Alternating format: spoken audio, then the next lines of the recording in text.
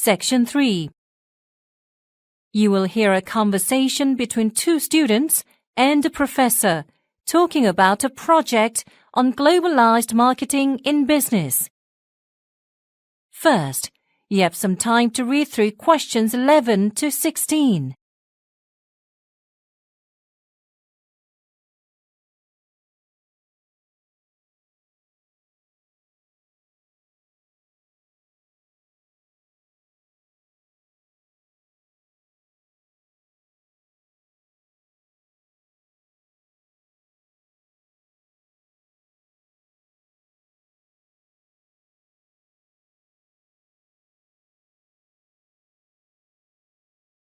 Now listen carefully and answer questions 11 to 16.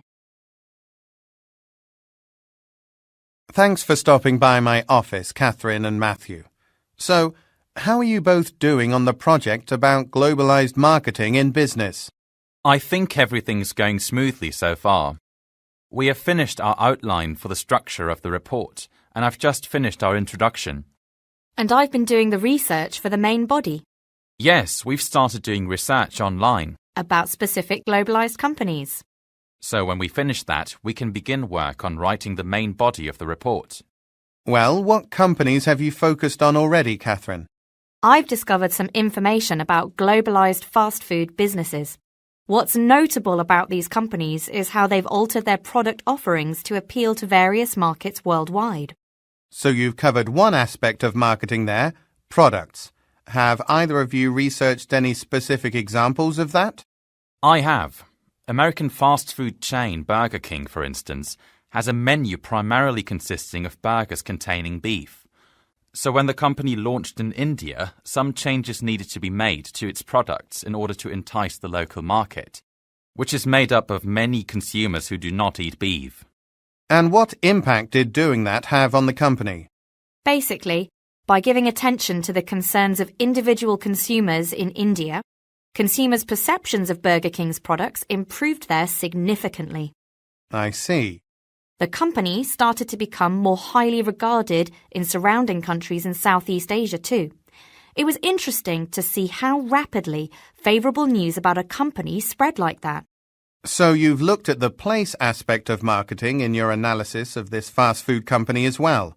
Markets react differently in different countries and regions, but your report should focus on all four marketing elements.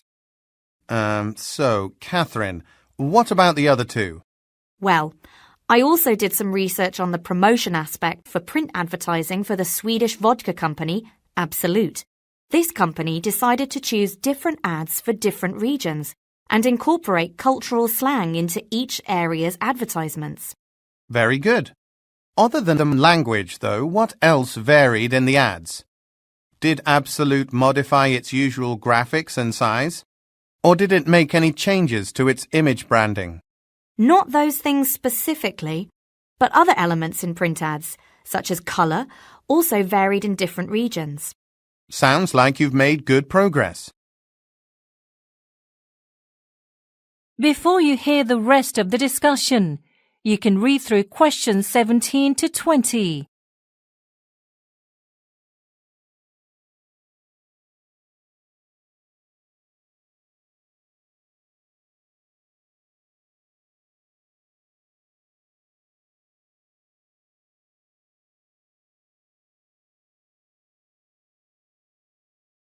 Now listen and answer questions 17 to 20. However, you'll still need to address the element of price, and I recommend digging more deeply into globalized marketing for corporations in industries other than food and beverages. Matthew's got some interesting information about fashion companies, actually. Is that so, Matthew? Yeah. US clothing retail chain Calvin Klein had some trouble when it ran commercials for a new clothing line, and many consumers in foreign markets found them highly inappropriate. How were the advertisements and products inappropriate exactly?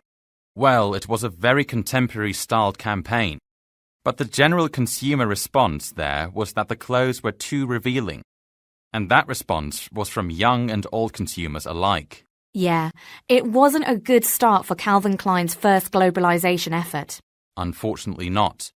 But the company turned things around by designing a new line in spring 2013 that featured elements of traditional clothing from various countries, while maintaining the muted and simple color scheme of their general clothing. Yes, and they also changed their prices, so the new clothes were more affordable than the previous line. Our report will discuss price a bit in regard to Calvin Klein. Good. How did the marketing team decide on adjusting prices for each foreign market? They naturally had to consider the break-even point for every product, and based on that, they could determine how much to set each product's profit margin at. Great. I'd like you to integrate those details into your report. Absolutely. I've got notes on the equations from last week's class on profit margin analysis and have decided to include those too. Yeah, and we're working on creating some graphs that illustrate those equations as well. That's good, because I don't want you to have an excessive amount of text in the report. So, could you tell me what you have in mind for the structure of the report? Yeah, we'll have an introduction followed by one section for each of the 4 aspects of marketing, and then finally a conclusion.